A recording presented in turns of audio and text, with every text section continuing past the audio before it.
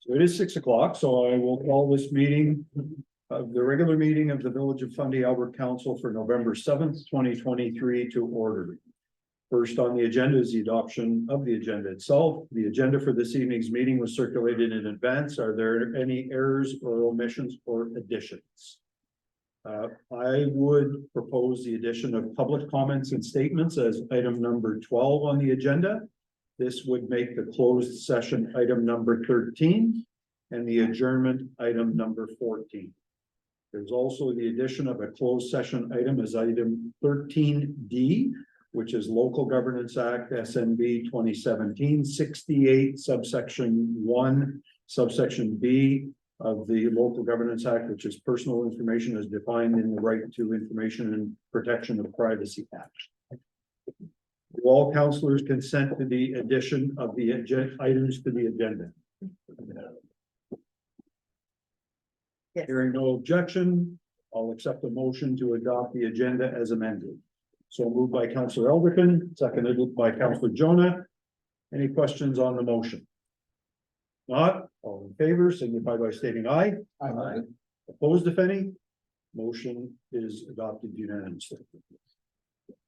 Any conflicts of interest to declare in relation to the items on this evening's agenda? Eight. Councillor Land is declaring a conflict in item 8H. So noted. Thank you very much. So we move on to item number 4, which is the adoption of the previous minutes. We have the following minutes to approve this evening. Those of the regular council meeting of October 3rd, 2023, the special council meeting of October 12th, 2023, and the committee of the whole meeting on October 17th, 2023. The draft minutes of the regular meeting on October 3rd, 2023 were circulated in advance of the meetings. Are there any errors or omissions to report? If not, I'll accept a motion to adopt the minutes as circulated. So moved by Councillor Coates, seconded by Councillor Land. Any questions on the motion? Not, all in favor, signify by stating aye. Aye. Opposed, if any? Motion's adopted unanimously. The draft minutes of this special meeting on October 12th, 2023 were circulated in advance of the meeting. Are there any errors or omissions to report? Not, I'll accept the motion to adopt the minutes as circulated. So moved by Councillor Elderkin. Seconded by Councillor Coates. Any questions on the motion? Not, all in favor, signify by stating aye. Aye. Opposed, if any? Motion's carried unanimously. The last are the draft minutes of the committee of the whole meeting on October 17th, 2023. They were circulated in advance of the meeting. Are there any errors or omissions to report? I would like to make at least a correction there. I myself have one as well. Yes, go ahead, Councillor Well, Errol. the second to last page, I'm not sure that. The second to last page where we had the statements and inquiries and I spoke. It says in there that Councillor Arrow was proposing that shared services should be equally shared in 2024. What I think I said is some of the shared services be equally shared. Just a small correction, but not all of the shared services. So noted. Thank you. Councillor Elderkin, you had a correction as well? Yeah, under public statements or comments, I think it identified that Mr. Kelly stated that the residents wouldn't complain about Public Works taking on the maintenance due to the Zamboni donation. I think it was clear that if it was equally shared amongst the three former municipalities. I think that's what his intent was or what he had spoken. So we'll make those amendments to the motion. Yep. Those amendments to the minute, and those will be reflected, and then they'll be approved. So, can I have a motion to adopt the minutes as amended? So moved by Councillor Coates, seconded by Councillor Ward Russell. Any questions on the motion? If not, all in favor signify by stating aye. Aye. Opposed, if any, motion is adopted unanimously. Item number 5 is the consent agenda. There are no consent agenda items for this evening's meeting. Can I make a comment there? Yes, Isn't the way that this is supposed to work, the consent agenda, which I don't think we've ever used it yet. But when we were at the last committee of the whole meeting, there were a number of motions that we made. And we recalled to ourselves that we can't really make a real motion, so we made a motion to recommend. Right. And they were unanimous, if I recall. Isn't that what the consent agenda is? I'm not entirely sure what the purpose of the consent agenda is. It may be to adopt reports. Where I believe and where we have inserted those recommendations are in the next one, which is the recommendations from committees. Okay, So that's where I've inserted those, but all right. perhaps I'll do a little bit of homework and we'll see what it is that should be reported there. Okay. I'll report back. So item number 6 is public and administrative presentations. There are 2 public presentations scheduled for this evening. We did receive an email from Mr. Michael McBurney just prior to the council meeting indicating that he would not be attending this evening. Is Mrs. Papazian here?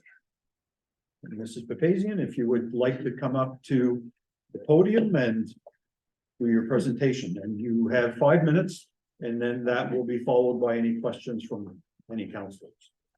Okay, great. So this is less of a presentation, more of a question for use of the gymnasium upstairs, the rec center for some homeschool children from in the area, anywhere from, I guess, Lower Cloverdale to Alma, if I'm not mistaken. We were hoping that we might have use of the gym one day a week, either Monday, Thursday, or Friday.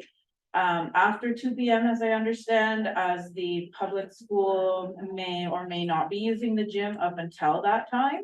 I think in order to avoid any conflict, we might just say if the homeschoolers were to schedule after 2 p.m. so that there wouldn't be any issues there. As you know, homeschool families, there's quite a few of them in the area, and we would love, especially over the winter, but perhaps ongoing, to have use of the gym upstairs. And homeschoolers, of course, pay our taxes as well, and we would really love to use the rec center just to, we may do some pre-play, but we would also do some actual sport instruction as well. I was very active in school with basketball and volleyball, badminton. So as the get-togethers would progress, I would suggest that sometimes we would do instruction with the kids and yeah, just a place for them to come and get together and move around, as it can get limited in the winter. I know last winter with the ice and everything. So yeah, that's all I really have to request, is that you guys may consider that we have some gym time for the homeschoolers of the area.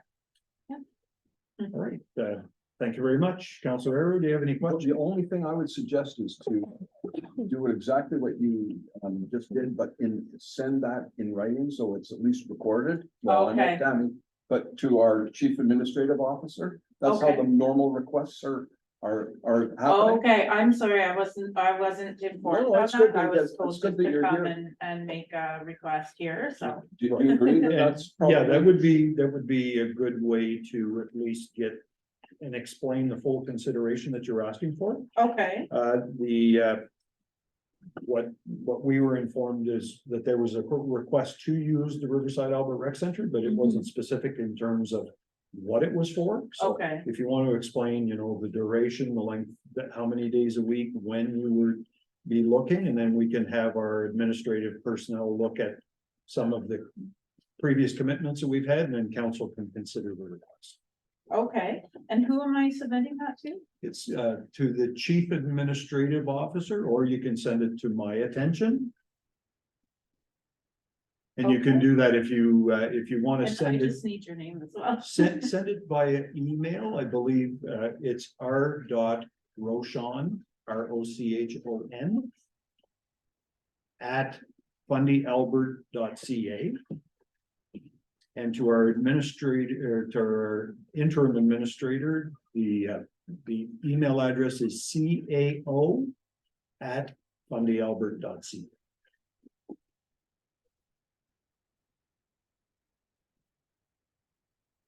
Okay.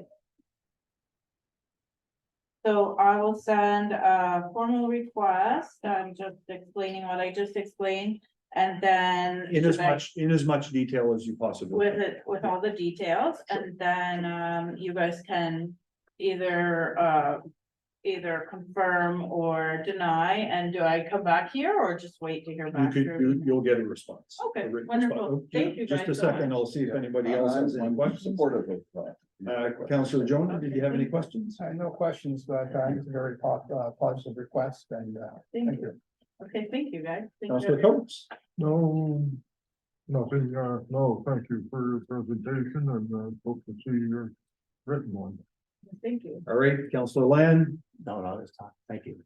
Thanks. Councillor Elderkin, No questions, but just wanted to add another local asset in the community is our curling club. And they do have a children's program on Sunday Oh, for nice. 2 different age groups, so I Okay. just wanted to highlight that as well. Oh, thank you. Thank and Councillor Ward Russell. So, thank you for your presentation. Okay, thank you very Thank you much. very much, And Mrs. not just me, Papazian. well, thank you guys. I really appreciate it. And I want to apologize. I'm just helping out with the Girl Guides. so By all I'll means, probably just- Sneak out. Sure, Yeah. that's fine. Usually I would sit and enjoy, but. thank you All right, guys. thank you. Okay. All right.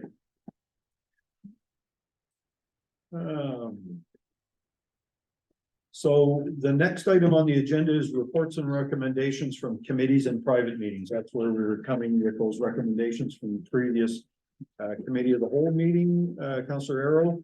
The first resolution is in relation to the temporary suspension of the committee of the whole meetings until January of 2024. I believe that was recommended by the committee of the whole to the Village of Fundy Albert Council. So I would look for someone to read that motion if you would be so inclined. I move that the Village of Fundy Albert temporarily suspend committee of the whole meetings until January 2024. So moved by Councillor Elderkin. Is there a seconder on that motion? Seconded by Councillor Coates. Any questions on the motion? The only question I would have is so those meetings are an opportunity for us to, as council, to engage with the rest of the key staff on issues that we're faced with. Yes. And clearly, we have one key issue that we're faced with between now and the end of the year, which is the budget that is going to require these key staff. So in a way, are we kind of kidding ourselves here that we don't really need to have these meetings between now and then? The meeting would be a suspension of the committee of the whole. It's not a suspension of all meetings. So if we need to have special meetings, we can still do that. It's the committee of the whole where all the staff are brought before council. The understanding, and that was discussed at our committee of the whole meeting, was that staff would continue to provide their reports, but just to council electronically via Yeah. email through the CAO. Right, so I guess I'll agree to this. I did before, but I realize now that. Okay, we're doing this, but we're gonna need a meeting that's almost identical to deal with the budget, maybe one or two of them, but okay. Yeah, it's going to happen next week. It just won't be in the format of a committee of the whole. It'll be item specific. All right. Any other questions on the motion? Not all in favor, signify by stating aye. Opposed, if any, motion's carried. The second resolution is a resolution in relation to support for a lunch program being supported by UNB nursing program students. The request was as a result of a letter to council in early October. I would ask for a councillor to make that motion if possible. I move that the Village of Fundy Albert support the food program at the Caledonia Regional High School program with a $500 grant. So moved by Councillor Jonah, seconded by Councillor Land. Any discussion on the motion? Not all in favor, signify by stating aye. Opposed, if any, motion is carried unanimously. Item number 8, reports from administration. I do have a couple of reports, a report from our interim administrator. And it's that she worked with Farrell considerably over the course of the past couple of weeks to secure temporary household waste collection for Alma and Riverside Albert due to the issues with public safety and the trucks that we have been using, including emails with Service New Brunswick, Motor Vehicle Branch, and the Department of Public Safety. And I'll go on later on during the presentation, my updates in relation to the trucks that's on the agenda. She's been working with the treasurer on the budget, ongoing work and meetings, discussion with the treasurer, and I believe there's going to be a meeting, an entire meeting of council for budget deliberations early next week. So that's going to happen. Seeking information from EXP Engineering to allow us to send in a request for an extension to the Regional Development Corporation for the water main project in Riverside, Albert. We're still trying to get that. For some reason, the Regional Development Corporation thought that we had until March of 2024 to finish the project. And the project actually finished not that long ago, so we need to get an extension to get all the paperwork in for reimbursements through RDC. And there are many other day-to-day activities, but those were the highlights of what our interim administrator has been up to. Was there anything to do with the audit?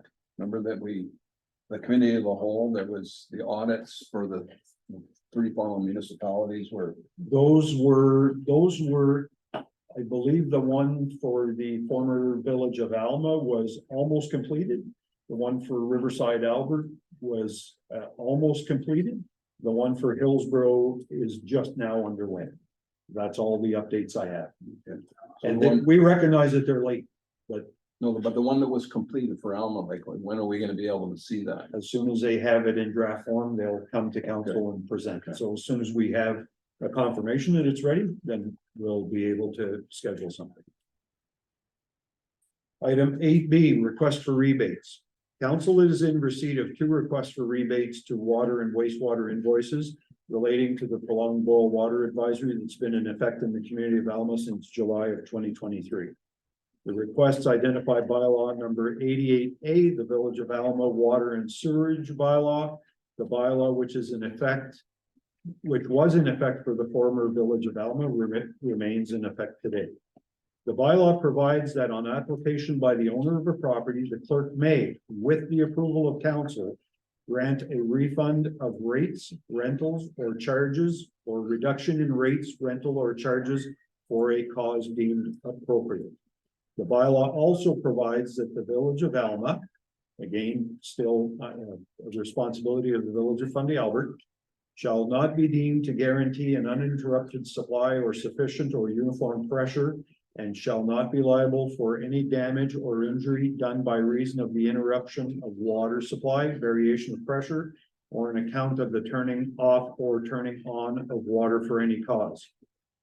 While we're empathetic with the situation faced by residents of the community of Alma during this very trying time, the recommendation is to deny the granting of a refund of water and wastewater charges. To do so would only result in a deficit for the utility, which will then be passed on to all users. And what I would add is it will take every measure possible to ensure that what the residents of Alma went through this past summer is avoided in 2024. Part of that was the water supply that we were receiving from Fundy National Park. There was no mechanism in place with the third-party service provider employed by Fundy National Park to monitor their water system. There's no mechanism in place for them to inform our director of operations had an issue arose with the water supply from Fundy National Park. So for that reason, the boil water advisory that was in place on the Fundy National Park supply side of things was not able to be lifted. The one in the community of Alma was not able to be lifted during that period of time because of the heavy rains and the fact that that well is a Goody well, similar to the well that's in place in the community of Hillsborough, that the turbidity levels ended up spiking quite a bit because of the drain that was on the water system. And so that wasn't able to be lifted until such time as the Fundy National Park supply was taken offline. I would add that when the Fundy National Park Supply was taken offline, that there were still some significant demands being placed on the system, and for some reason, it just stopped.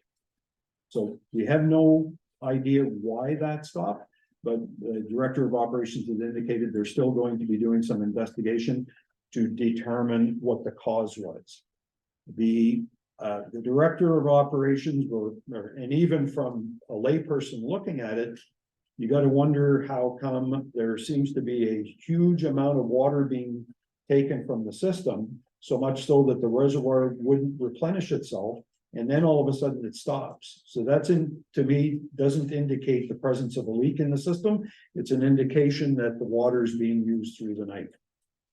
That seems to have abated, so much so that now everything is okay. Having said that, council does need to make a decision in terms of what to provide in terms of a response to the two parties that have requested rebates. So are there any comments to provide in relation to that? I'll make the comments. So I'm not in favor of a rebate in this particular situation. And the reason you partly addressed it, Mayor, that the money's got to come from somewhere. So if we rebate now, the money that we needed to pay for the system that are almost all fixed costs won't be there. We'll be in a deficit, so we're just going to have to get it from the future. And it seems to make absolutely no sense to me. Where I would support a rebate is in the situation where only some of the users of the entire system had been adversely impacted. So now we have certain individuals that might have been denied the service and yet being asked to pay for it, and then it makes it, I can see a rebate. In this particular case, all the users were essentially affected equally. So it's the money, we need the money. We already know that this year we spent more money than we had even hoped to spend. It's not actually a less amount of money that the ratepayers need to come, which does raise another point. Do we have any update on the help that we were given some indication from the provincial government on the temporary water supply from Fundy Park? There was during the heat of the battle there in July, there was some indication that our MLA and his team were able to help us. Do we know, has anything come of that? The short answer to the question, Councilor Arrow, is no, there is no solution yet.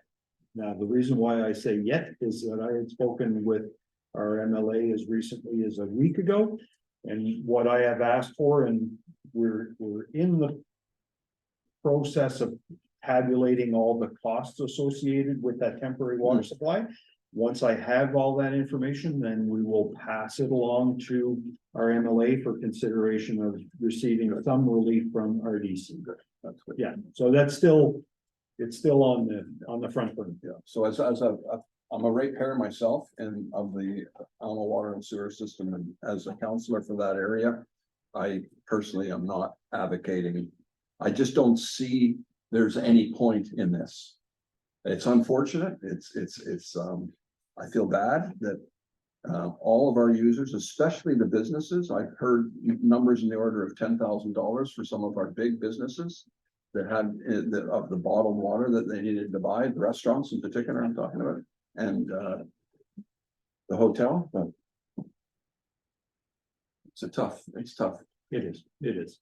And it's important to understand the impact that this has had on folks. What we're hoping to do, and you and I have had meetings with the Fundy National Park administrative personnel. And I have reached out to them to have a conversation around how to prevent that next year. And I was informed by an employee that they are now in the process of renegotiating the contract with the third party service provider that would look after their water supply. And that is now in the requirement to be able to communicate with our director of operations is incorporated in that. So but let's make no mistake about it. We will be in the same situation next year. And there are going to be some costs associated with this next year.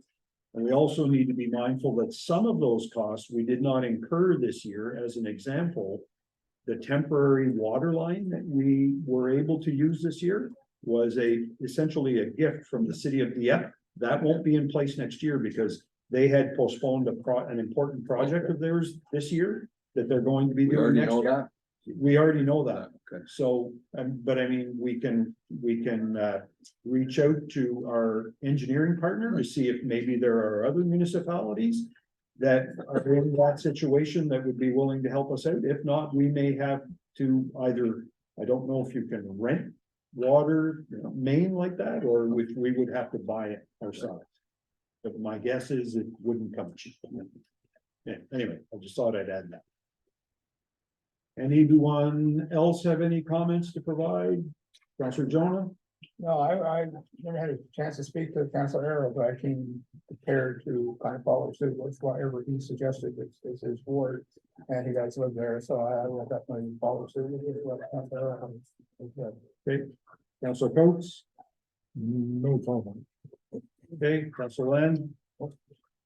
Councilor Everton? Yeah, I'm very sympathetic with what they're going through in Elma, and I myself a few years back questioned my contribution to the local water and system in former village Riverside, Albert, because we were on a boil order for several years.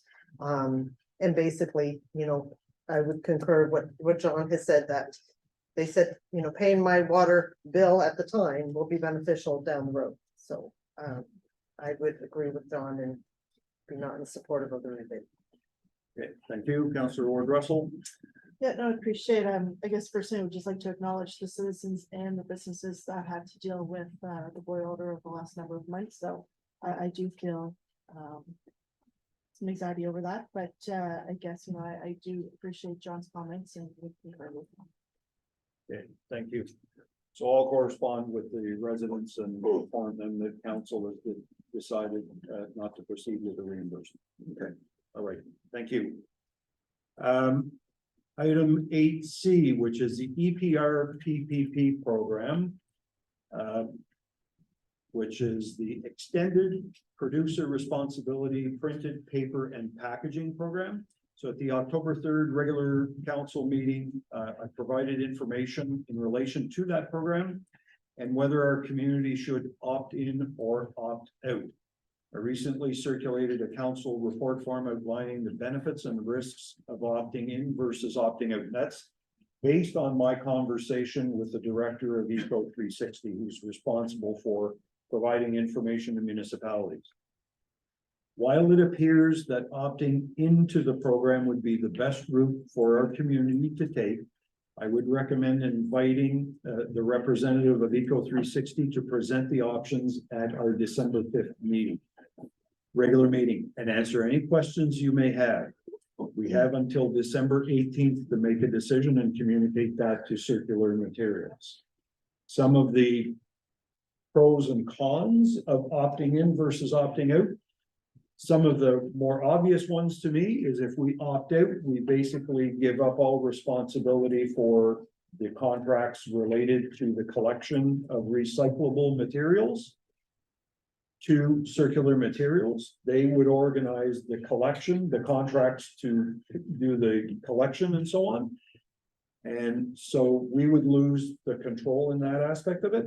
The impact on residents is, and I see that as a bit of a drawback, is that it would possibly, not possibly, it could very well result in 2 collection schedules for all residents in each community.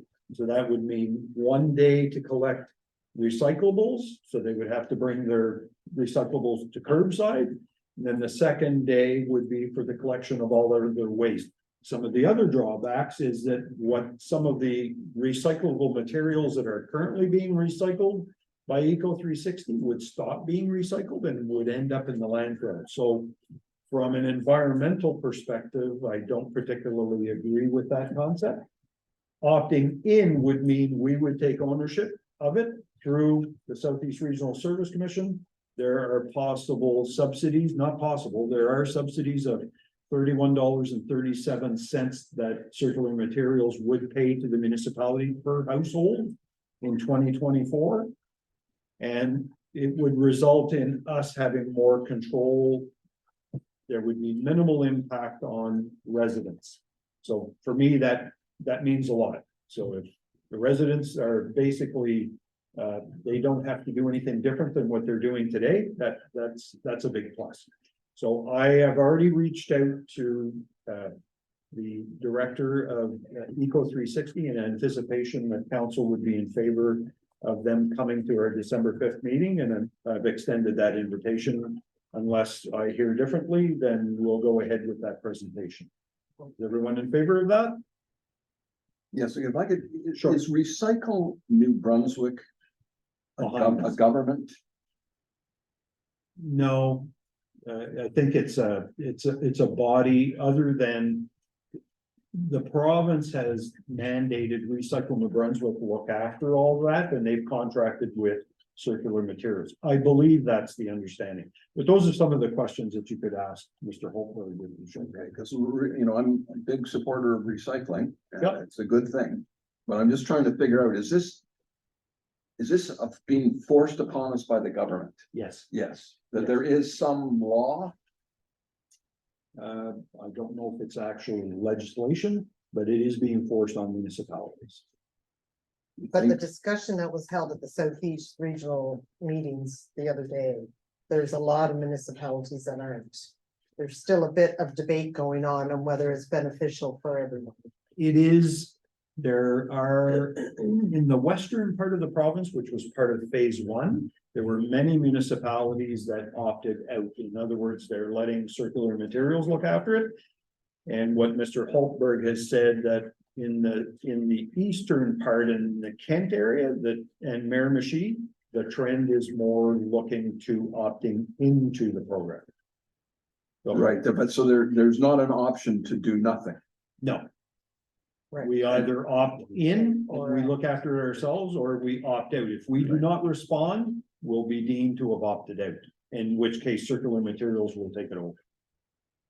It would be interesting to know what law, there must be a law that's requiring this of us, but that's a separate thing. Maybe when we Yeah. have the presentation, we can find that out. Okay. Any other questions? Item number 8D, the New Brunswick Police Association request. The New Brunswick Police Association is requesting that we purchase an ad in their 36th annual crime prevention guide. The theme of this year's guide is Teenagers Drug Abuse Prevention Handbook to help educate youth about the consequences of consuming street drugs. The publication is provided free of charge to schools and libraries. Rates range in price from a business card sized ad from $252.17 plus HST to a full page color spread for $2,334.78 plus HST. The correspondence from the New Brunswick Police Association seems to indicate that the former village of Hillsborough had purchased an ad in their book at one point. I'm not aware of that. I'm certainly not aware of that in 2020. Before your time. It must have been before my time. Is there any interest on the part of council to do that this year? So, there being none, we'll correspond with them to inform that the council is deciding to pass. And what I would add is that, like, we just earlier on in the meeting, based on recommendations from the last cow, we made some grants. And we made those grants in part because we had our treasurer assuring us that there was monies. So these new ones, without knowing where we're standing on, I realize they're not huge amounts of money, but it seems like we, in the absence of having up-to-date financial fiscal reports, We're blind here. Well, we're not exactly blind, Counselor Arrow, because at our committee of the whole meeting, there was an update provided that there was approximately 20,000 remaining in the grants budget, yes. And so I think if we're talking $250, there's certainly the flexibility to do that. But it's not necessarily about the money at this point. It's about whether or not we want to advertise for some of these programs. So, item number 8E, there's also a Mothers Against Drunk Driving Canada request. So MAD Canada is requesting that we purchase an ad in their yearbook. Mothers Against Drunk Driving's yearbook is made available in high-profile public locations. Rates range in price from a business card sized ad for $299 plus HST to a back cover of $2,200 plus HST. Is there any interest on the part of council for that?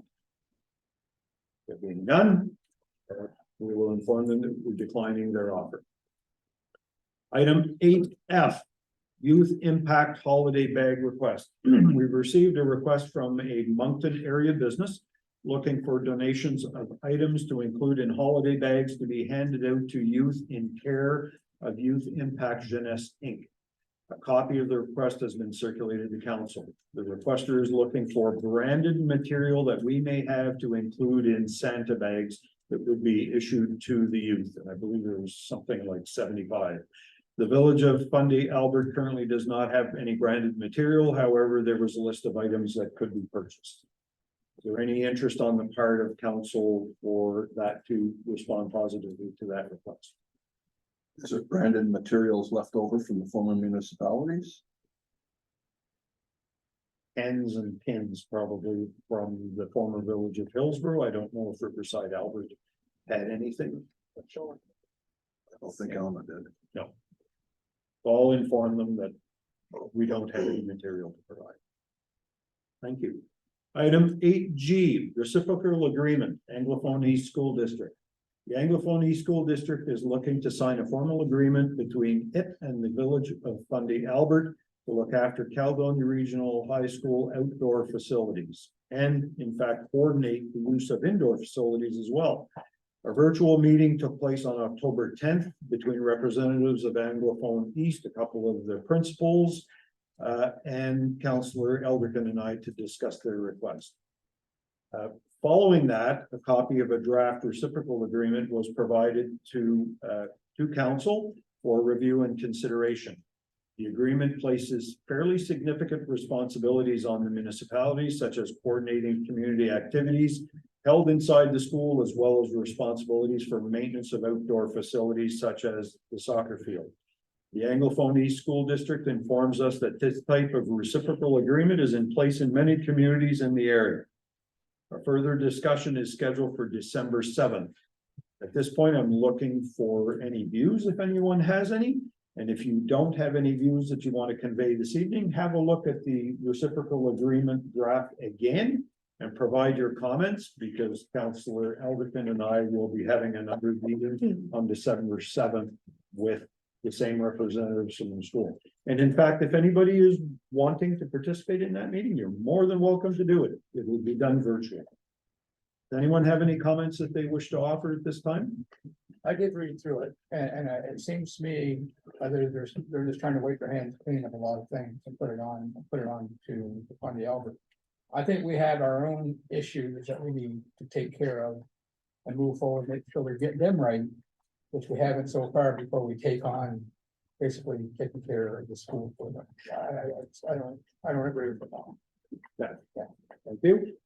Councillor Irvin, did you have any comments? Well, my first comment is in the footer of the agreement on every page, it's referring to the municipality of Salisbury, so they should fix that one. But when I read this, because I'm a little bit with you there, Councillor Jonah, but I got think, has there not been an agreement like this in the past? So there's nothing really new that's happened, in the sense that we have these schools in our area that it looks like it's to share, it's allowing the school board owned facilities to be used by the community groups. Correct. In exchange for the municipality doing kind of some fair share of maintenance. Which on the face of it seems like a good idea, fair. But didn't we have agreements like this in the past? I believe there was an agreement like that in the past, but it goes back a long time. I know when I was here back in the mid-80s, we used to use the school all the time to play badminton and taekwondo and like, it was Scouts. used by the community. But I don't know if it was a case where the school was coordinating it or whether the municipality was coordinating it, but I know that as a resident of the community, we used it quite often. So the school. Yeah, but someone that I've spoken with that is connected to the school indicated that there used to be a reciprocal agreement in place. And now that what they're trying to do is reinstitute that.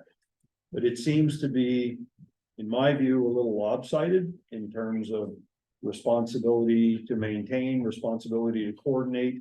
They would pay for the maintenance within the building, cleaning and so on. But there's a lot of responsibility put on our administrative personnel within this agreement and also on our public works personnel to maintain the agreement. Yeah, so and by the way, the appendix A, not only was the footer wrong with Salisbury, but the appendix, which lists all the schools, is wrong. Correct. Yeah, and this was just provided to us as a. Yeah. As a sample, and I think it was offered as a sample Yeah, agreement. yeah, okay. So, Councilor Lang, any comments? No. Councilor Elderton? Yeah, I would concur with them. I think, this is a draft and this is not something I don't think we should agree to until we have some more discussion about it, some more back and forth, but I think you mentioned it was just Caledonia. It's not just Caledonia. It's Caledonia, Hillsborough Elementary and Riverside Consolidated. My apologies. Yeah. But which is a big undertaking, and I do agree, we have some staffing issues ourselves, and when we're hiring more staff to look after property that's not ours, we just have to proceed with caution, and I do very much appreciate the fact that, Hillsborough needs some help, obviously, with their soccer fields. I'm not discouraging that. We want them to have a soccer field to play on, but we've got to have some common ground here for all of us. Right. Councilor Ward Russell? Yeah, I guess I would agree with Councillor Alderton and Councillor Arrow. I understand it's a draft document, but out of respect for municipality, it would be nice to see it updated just with our names in it instead of village or municipality of Salisbury. Yeah. Yeah. I agree that there's gotta be some additional meetings, and if you would like me to sit on that, I have no problem attending December 7th. December 7th, I'll send you the coordinates. Thank you. Okay. Do we know how much the facilities of the school district are used at no cost by recreational, cultural and education activities and associations within the municipality? I would say probably not a good handle on it. I do know that by the community, the biggest single user would have been the Royal Canadian Legion Remembrance Day ceremonies at the high school on Remembrance Day. That was probably the biggest use. I'm not aware of any other ongoing regular use within my groups in the community. That would be a Sometimes thing to they find do out. hold meetings there in their amphitheater inside the school. The Hillsborough Minor Hockey had their AGM there. There's some associations, but Okay. I don't know how much the community uses the school. But is there, like in Moncton, Kodiak Soccer would be using the fields, like this includes the field, right? Yes. So who's using the field in the summer of, Well, that was It part used of to the be Soccer New Brunswick, but they are no longer using the field because it's deemed to be hazardous. So there was some discussion during our virtual meeting that they want to make an investment in the field, but it would be an investment not only in the field, but put a fence around it so that the dirt bikes and four-wheelers don't come in and tear it all up. Yeah. But they talked about that, but I think their focus for this agreement is primarily on us maintaining some of that property as well, which is a significant request. Yeah. Especially when we've had a lot of rain like we had this year. because it talks in here about users like guides and scouts, which I'm a big supporter of those organizations, but we can hear the pitter pat next door here. So here the guides are using a municipal facility. What about in Hillsborough? Are there guides and scouts? My understanding is this is the only Guides and Scouts division within. Fundy Albert? Right. Really? A lot of this type of stuff, now, John, either at the Kiwanis. Yeah. Or back at the Baptist Church on. Right, So, okay. this is quite good, yeah. So one other thing that I would ask is, and it's only me taking a quick look at it, is to find out what other municipalities, because it was presented that other municipalities are signing or have signed similar agreements. I would like to see what those agreements state. How many are actually? Yeah, and the scope of the agreements that have been signed, so. So we'll, so have a read through. We've obviously got some comments already. If you have any other comments to provide, please do that before the December 7th meeting, and we'll make sure that we bring those concerns to the table. All right. Item number 8H, Zamboni. So Councillor Land is recusing himself from the conversation.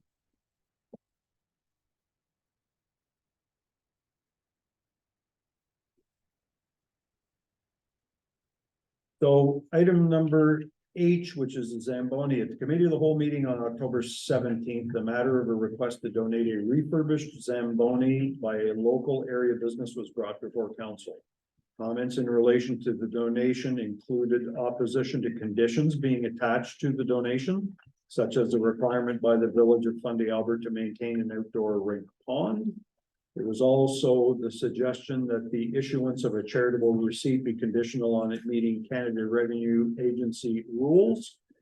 A couple of councillors also suggested speaking with the arena manager to determine the condition of the current Zamboni versus the refurbishment. So I did meet with the Hillsborough Arena manager, who provided the following information. The current Zamboni that they're using has approximately 6,000 hours on it. The Zamboni being tentatively being donated has approximately 4,000 hours on it. According to the arena manager, it's very difficult to predict how much longer the current Zamboni will last. In fact, it's very difficult to predict a refurbished Zamboni, if it's brought in, that it won't break down. He said, when you're dealing with used equipment, you're rolling the dice. The current Zamboni has serviced the community well. He did mention that typically when it breaks down for whatever reason, they've never had it broken down for much more than 1 to 2 days, and it's back in service. They have a really good contact for supplier for repair parts for it, and they can, if need be, I think the last time it was down for a maximum of 2 days, day and a half to 2 days, and they flew parts in from some other location in Ontario, and they had it back up and running within 1 to 2 days. So that's to be considered. According to the arena manager, there would be costs associated with a change such that as substituting the wheels from the current Zamboni to the donated one. Apparently it has to do with the studs in the tires. They're loose in the one being donated versus they're very good for the one that are on it. So he would suggest swapping the wheels. As well, the removal and transfer of an auxiliary water tank used in repairing heavy damage to the ice surface. Apparently there's some system where this water tank feeds water into the slush that's being scooped up and helps fill the deep gouges in the ice. That would have to be done. And to do all that would cost in the vicinity of $1,000 to get that done. The arena manager is not in favor of using an older Zamboni to maintain an outdoor skating service because of the potential for salt building up on it. Have to drive it from wherever it is over to the pond, and then salt building up during the winter time. And then if you need to, you swap out the Zamboni and you're bringing ice into an ice surface that needs to be kept free of that material. So he's not in favor of that. The arena manager also recalls a situation where a bobcat was used to clear the ice surface at the pond and the machine broke through the ice. So he did say that it took quite a bit of effort to get it out of there. And the Zambonis, I don't know if it would be as heavy as a bobcat, but it's quite a heavy piece of equipment. Based on the information provided by the arena manager, to use the older Zamboni to maintain an outdoor skating surface is really not a viable option. The Zamboni, which is being donated, continues to sit outside the Hillsborough Arena, so council needs to decide what we're gonna do. I thought they were gonna move that. Yeah. They were supposed to move it, it's still there. It was there as of 2 or 3 days ago. Now, as I understand it, there's no risk to it because there's no water in it, but council needs to decide what we do.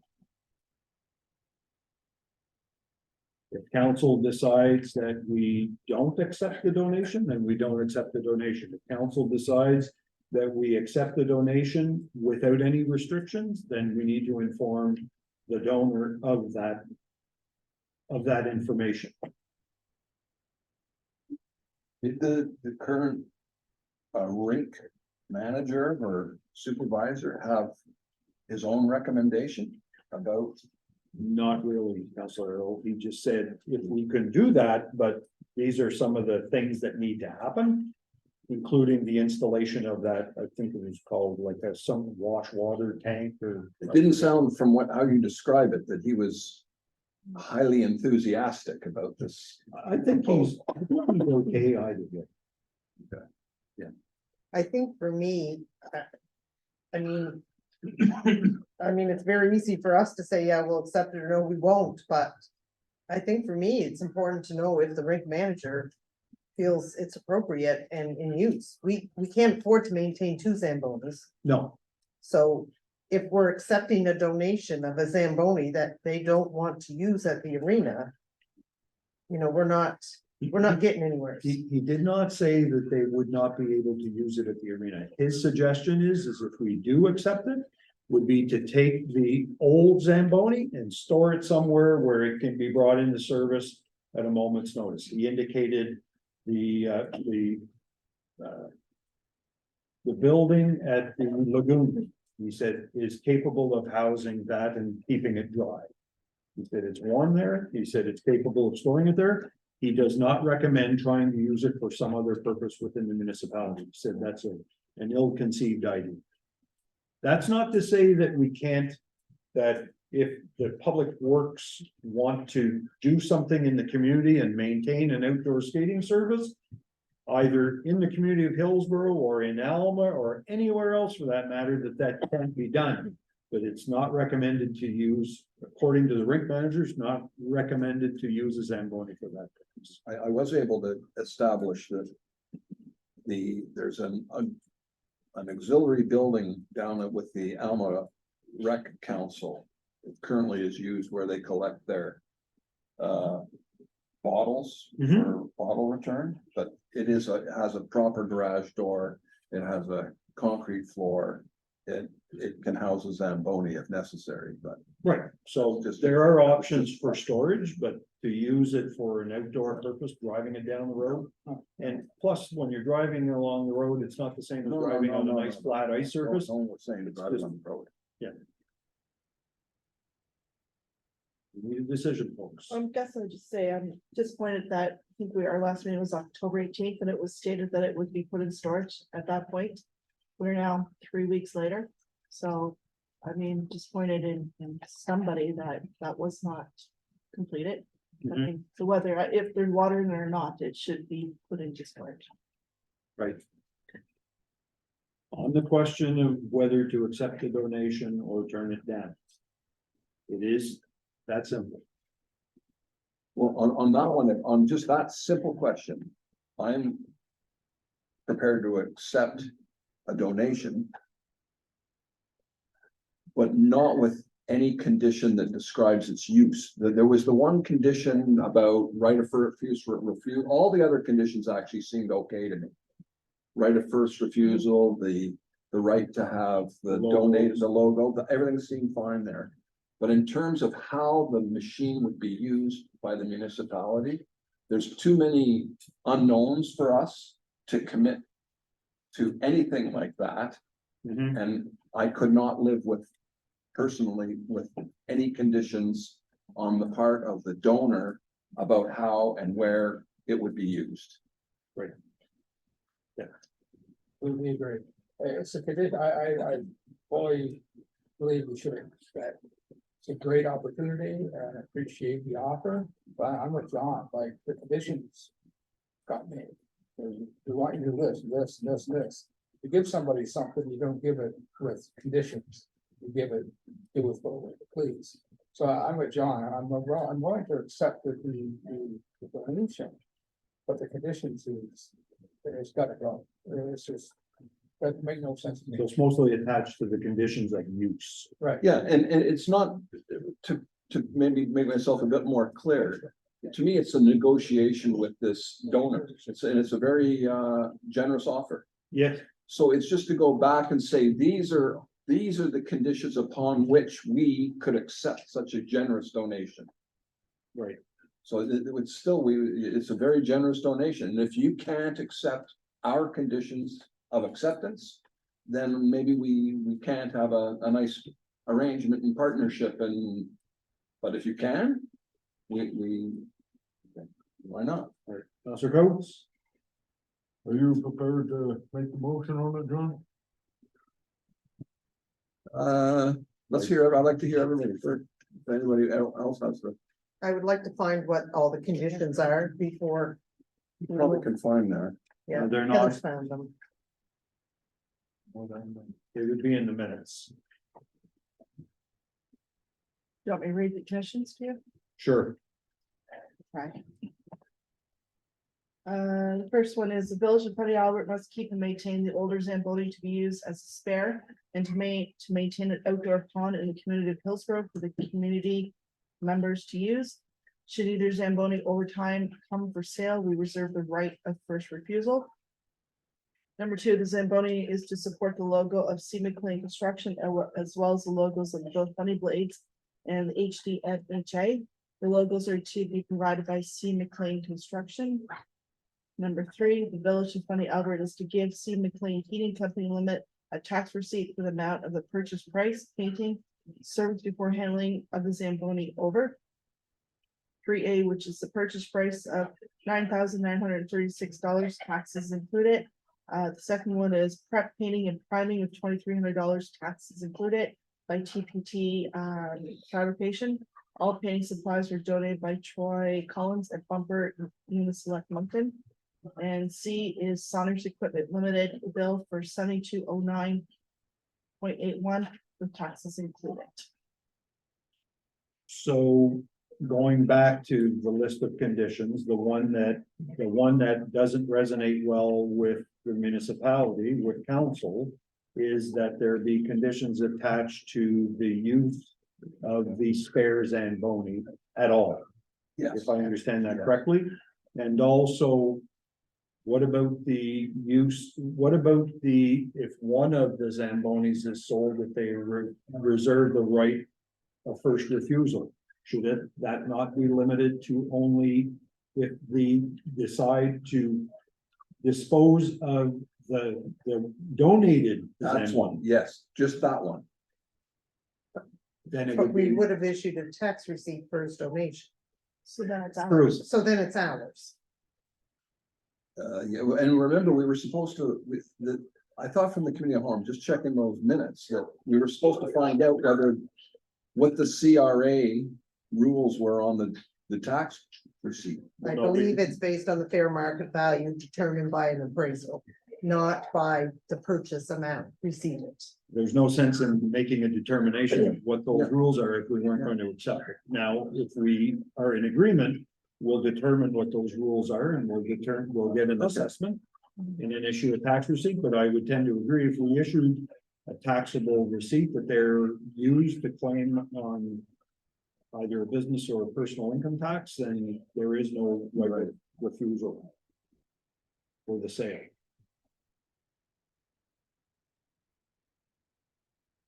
Is everyone in agreement with that?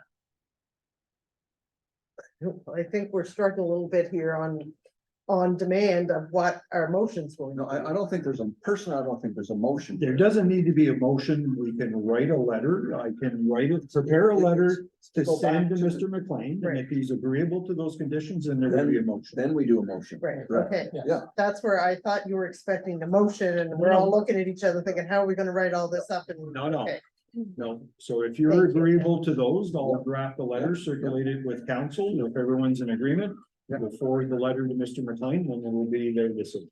So draft letter with zero, you're going to express zero conditions. I will provide a letter articulating that there's to be no, well, there are conditions that we're amenable to. Yeah.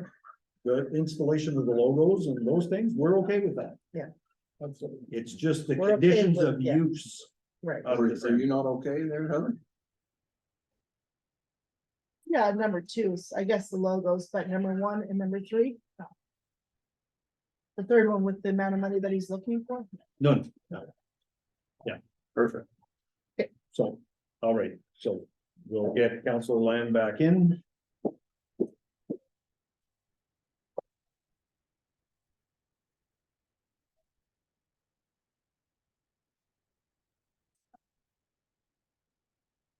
Is he out there? Suppose he doesn't.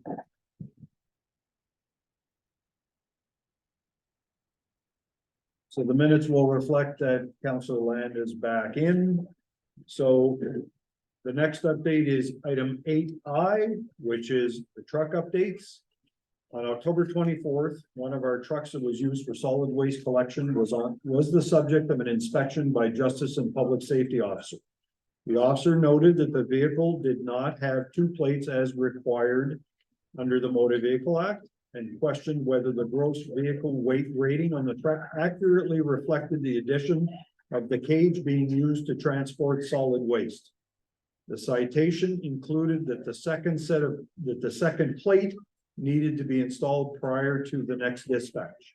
The inspector also questioned whether the addition of the cage on the box of the truck constituted a modification to the vehicle. The implication being that if the truck was considered modified, it would have to undergo a special safety inspection. Based on the information provided, Fundy Albert administration quickly arranged for an alternate means of solid waste collection. While there are additional costs associated with this, failure to have done this would have resulted in the suspension of solid waste collection. Arrangements were made to have the solid waste collected for a period of 30 days to allow us to resolve the regulatory issues. After consulting with a specialist with the Department of Justice and Public Safety, we were able to determine that the truck configuration does not constitute a vehicle modification. This was the result of an inspection carried out by one of their inspectors physically. A second plate therefore needs to be installed on the vehicle, and the gross vehicle weight rating on the truck needs to accurately reflect what the truck is being used for. I did verify that the truck gross vehicle weight rating on the truck is 6,350 kilograms, which is less than one of the tickets that I saw from the Southeast Regional Service Commission. But I'm personally of the view that we should register it for the maximum allowed for that class of truck. In the event that, because that was solid waste that was collected from Alma, which is considerably less than when they collect solid waste for Riverside, Albert. Isn't the gross vehicle rate though established by the manufacturer? It's not by the class of license, is it? Yeah, but, You can, that truck is sold as, partial construction. And then these cube vans the same way, it's the manufacturer of the body is supposed to put a revised weight. And I don't know if it's on there or not, if it had that, like if you had a dump on it, if the dump people will put there with another tag on it with the right weight. Yeah. But I don't know. so I'm just personally of the view that we should register it for the maximum allowable for that truck to make sure that we're compliant with all regulations. They were able to locate, and that was a problem with both of our trucks. They were able to locate the license plate for the Alma, the Alma truck. but the cage that was on it was much too small for the solid waste collection in the community of Riverside, Albert. So what I would propose is the cage is still on the truck. It hasn't moved since the day of the infraction, October 24th. Is to get it registered, get a second plate. I've asked around to see whether that second plate is available. No one seems to know where it is, so we do need to re-register it with a second plate. Put that plate on the vehicle, make sure that its gross vehicle weight rating is appropriate for the circumstances, and then that vehicle can be put back on the road and start collecting solid waste again. The challenge is that we had to make a commitment to Faro Waste to collect the waste for 30 days. So that's going to be in effect unless our interim administrator is able to call them, speak to them and say, our truck is now able to be put back into service. Would you be willing to stop that service next week? That's the only real circumstances. Did we get a fine? No, our driver did not get a fine, but could have easily. And so, but the issue, one of the issues as well was the suggestion that there should be a sliding rail system on the cage of the truck. But I spoke with the officer who stopped them, and that wasn't the issue at all. There was a rope with the tarp system on the Riverside Albert truck. There were ropes on either side of the cage, and those ropes were just kind of flapping in the wind, if you wish, while they were driving down the road. And that can't happen because it presents a hazard. So I asked them, I said, if they took bungee cords and they secured the ropes to the side of the cage, would that be sufficient? They said, yes. Usually they are bungee cord to the side of the cage. Well, that day they weren't. Anyway, I think it's a case where we need to make sure that our drivers are using the trucks as they should be using. And when they're transporting, that the loads are tarped and that the truck, that we're in compliance with all the regulations. Yes, Councilor. They also need to upgrade their licenses. Yeah, I was just reading that, so, yeah. They need to upgrade their licenses if they're going to be pulling a trailer. For the, Not the garbage? not for the garbage, Shouldn't be. class 5 for the garbage. If they're going to be pulling that heavy trailer, then they need to have a class 3. Even the garbage trailers are on the class here. Pardon me? We don't have a garbage trailer. If they put that trailer on the back of the garbage truck, They need the class 3. yes. Yeah. Right. Correct. Yeah, but I thought you were talking about the other truck that they haul the little mini with. So we've already instructed the interim administrator to inform the director of operations that our drivers that are operating it need to apply for, and we will pay, the municipality will pay for their upgrade to class 3. We need to get that done sooner than later. Because our little mini excavator that we were pulling, that requires a class 3 license. And none of our drivers currently have a class 3. All right, So when do we suspect that this will be, resolved? Yeah. I mean, if we're gonna negotiate with Piero to We have not to, go to the we end have of to the let month. them know by this coming Friday, otherwise we're committed to the end of November. Right. So where are we? We don't have the gross weight or the plate ordered yet, right? We need to get somebody to run down the motor vehicle branch to get that done. So we So- should be good to have it ready for next week. We should be good to, I'm hoping. And if I have to go down there myself and register it, then I'll do that. Cause I think if Piero will, I mean. Councilor Arrow, you can make your comment, but I think if Piero lets us out of it, we should be, We should. Oh, yeah. be ready to go. It's Absolutely. much more expensive. $40,000 a day, isn't it? Yeah, Yeah, it was costing us around $190 an hour for them to collect solid waste. The other alternative would have been $5,800 a week. And that was unrealistic. But, and the other option, had we not gone with Faro, was we don't collect garbage, and that would not have gone well. Anyway, it was not in, it was not I in, think we should ask the CEO to see, do her best to try and get out of it for. absolutely. okay, I will I'll make a comment about Faro. The first day they picked up the garbage in Alma. You know, I saw the garbage truck go by and that was fine. They picked up the garbage using a much smaller truck than our normal truck, by the way. That was interesting. But later in the day, I saw another Faro truck there, a pickup truck. And it was the supervisor, and he happened to come right by my house. I saw him, I stopped him. And I had a Daniel Nagy, it was a Mhm. very nice man. And so he was down there checking to see, I asked him, you down here checking to see how it was going? He goes, absolutely. And so I was very impressed with that, actually. That we had a supervisor who's checking on the work of the employees. Hmm. I took that as a best practice. And so he was so I actually encouraged him, because he had some different ideas about what was actually happening to Fundy Albert garbage moving forward. Mhm. But I encouraged him to make a competitive bid for all of the garbage pickup. Yeah. Competitive. Yeah, You know. there are a number of initiatives currently underway, not only by the Southeast Regional Service Commission, but also by Daniel Gauguin, who Mhm. is the local Yeah. service manager for the local service districts, to consolidate all the garbage collection, Yeah. solid waste collection contracts.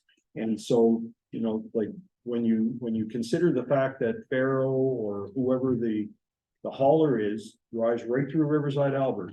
When you consider that they drive right to the limits of the former community of Alma, Yeah, so, then there's almost some. so I common was sense. urging him to be competitive and Yeah. it'd be interesting to look at his bid. All right. The other element of that with the trucks is in June of this year, our Director of Operations provided our CAO a list of the trucks that the Village of Fundy Albert currently had. And his recommendations for the entity going forward. The Director of Operations recommended maintaining a 3-ton diesel truck 4x4 with a dump box and plow. One ton truck 4x4 with a dump box and cage, 2 3/4-ton diesel or gas trucks with plows, and 1 half-ton truck 4x4 with a regular cab 8-foot box. Council Landis, I believe, had some conversations with our Director of Operations, so I don't know if you want to share some of what you I do. learned. I do, we discussed this, Director of Operations and I. And we put together a little presentation for council. What he would like to see happen is to sell the 2017 Dodge from Alma. Purchase a 3/4-ton truck with that truck, trade it. If you can go to McDonald's, they'll put it on a site and it goes to other bidders. McDonald might not bid it. Somebody in Quebec might buy it for $2,000-3,000 more than what McDonald's will give you for that truck, right? Or they'll have a truck in their yard that may be used or new that you can negotiate the trade on that truck. There's some wiggle room there back and forth money wise. He wants to sell that Dodge 1 ton. Purchase a 3/4-ton regular cab with 4x4, they put a blade on, plow snow. They'll keep the 3-ton, but that 3-ton needs to be replaced. It's a 2012. They got lighting issues with it now, electrical problems, blah, blah, blah. That needs to be upgraded as we go forward. The new white truck is good for which Director of Operations is using for now. Keep one ton, the 2012, it's a 2-wheel drive. Keep that as a second big truck. And also the 1-ton 2016 Riverside Albert truck is okay. So that leaves 5 trucks on site. That's what he's proposing. But we also need a half-ton in the summertime and wintertime with the extended cab for workers to move through Fundy Albert.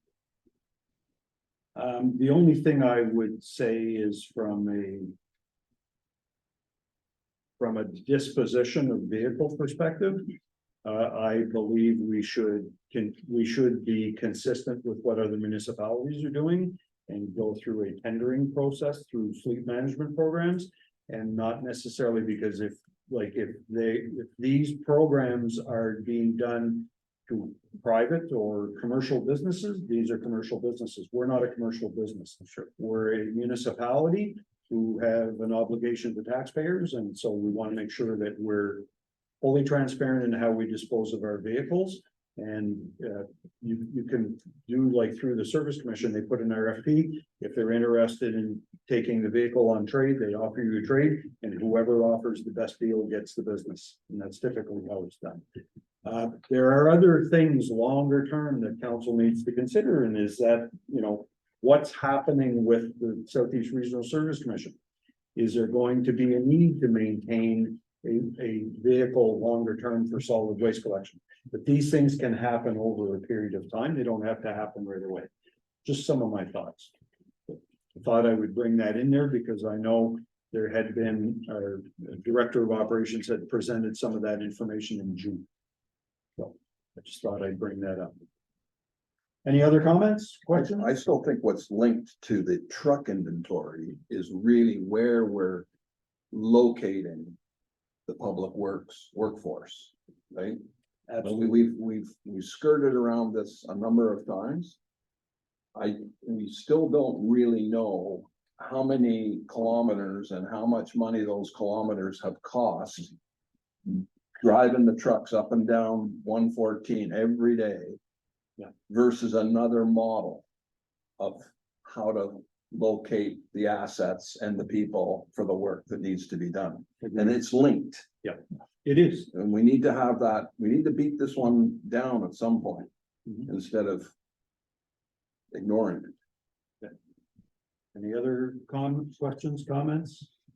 For what it's worth, Councilor Arrow, I agree with you. Yeah. Yeah, I do. Yeah. Is there any way, Jeff, that you can put that on paper? I mean, I'm tried to take it all in, but I'll send an email. maybe you could send an email just with what we currently have and what you're asking for. And also to John's comment, there was some conversation about your question. And I'll bring that up in camera. Yeah. Okay. Item 8J, Fundy Albert purchasing policy. Councillor Ward Russell and Arrow have submitted a proposed Fundy Albert purchasing policy for adoption by the municipality.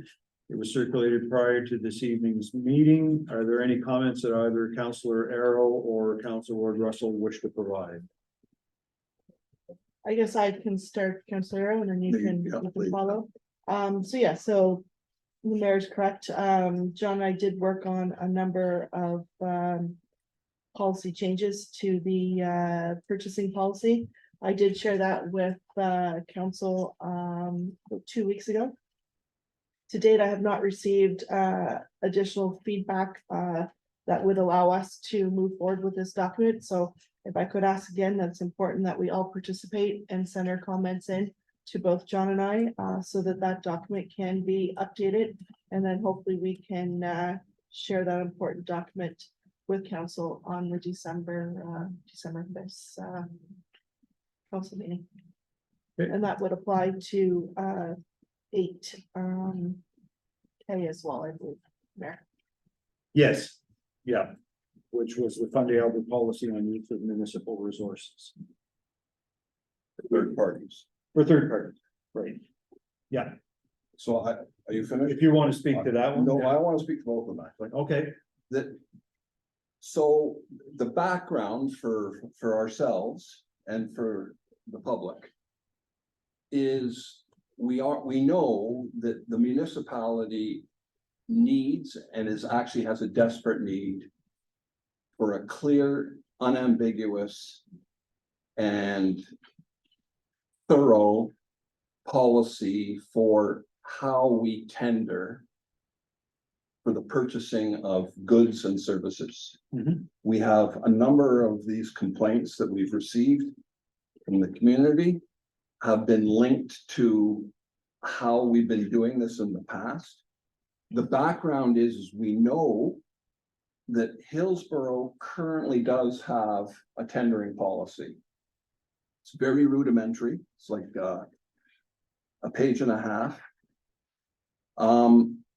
And it has some items in there that probably would be considered to be objectionable in a modern world, meaning that it's promoting local businesses above anyone else. And to the point that if there was a tender and there was a bid that was received from outside of the municipality that was lower, that information would be shared with the local businesses to see if they could match it. which just doesn't seem to me to be correct. So we have this desperate need for a policy. So Heather and I, Councillor Ward Russell and myself, took it upon ourselves, especially she took the lead. What are other municipalities are doing? So the draft that is before you is really the draft of a local municipality, it's Salisbury, who we've used or seen some of their policies before. For instance, the CAO policy that we have was modeled on that. So this policy is modeled on the Salisbury tendering policy. Personally, the numbers in there which define the different levels of our organization, from the CAO to the director level position to the staff, and what they're allowed or not allowed to purchase. I actually don't agree with the numbers that have been provided to you for comment. There's the Salisbury numbers. Okay, I think based on our experiences, we need to have much tighter control. The control needs to be held more tightly at the CAO position. And with very little spending authority below that until the foreseeable future passes and we have a better experience. So I think it's important when you offer your comments that you know where it came from, and the numbers that are there are not necessarily what probably we need in this community there, but they're the Salisbury's numbers. For draft numbers. Now, the other policy that's presented to you is brand new. This was not a copy because I was not able to find one. This also pertains to an unfortunate situation that we had in the community here with the movement of the Literacy Express. And we realized that one of the things that we didn't have was a policy that would guide us. And so the policy is, the title is the use of municipal resources for the benefit of third parties. It's quite simple. The policy is short, straightforward. And in fact, one of the items, even though I drafted it, it's a collaborative thing. And Heather added something that I don't actually agree with, but I'll tell you now what I don't agree with. We've already talked about it. It talks about that really who's got the authority to permit the use of municipal resources for the benefit of the third party. And by the way, the third party can't be a commercial enterprise. It's the CAO. The CAO is the only one who's got the authority. And the CAO, if they exercise this authority, they have a duty under the proposed policy to report back to council at the next council meeting. I did this, and this were the circumstances. It's in accordance with the policy, but but I don't believe it should be in a closed session. And there's two reasons for that. One, I think it's illegal, probably. Because to be in the closed session, there's only certain things under the law. But more importantly, the reason why it shouldn't be in a closed session is one of the fundamental criteria to use municipal resources to the benefit of the third party is that it is seen to be in the broader public interest for the community. So there should never be a need to ever try and keep this quiet. We are doing this, and the example that was used by our Director of Public Works at the Committee of the Whole was a very good example, where we do have this periodically. We'll have some elderly person in our community who needs help with some garbage or something. And there's a decision that is made by the senior administration. Yes, we can help you in kind of one-off situations. And no one is, I think we all agreed before that we would all support that. And so this is just normalizing that and making it with bounds. For what it's worth, I agree with you about it not being in closed session. Yeah. So there are no provisions in section 68. Yeah, so these two policies I think are extremely important for our community that we have these approved at the next meeting because they have already caused us as council and as a community significant grief. That these have become sources of complaints unnecessarily. Perfect. Anybody else have any other questions? I do, I have some observations of my own, but I'll share them with both Councillor Arrow and Councillor Ward. Everybody, please. I was, Yep, go ahead.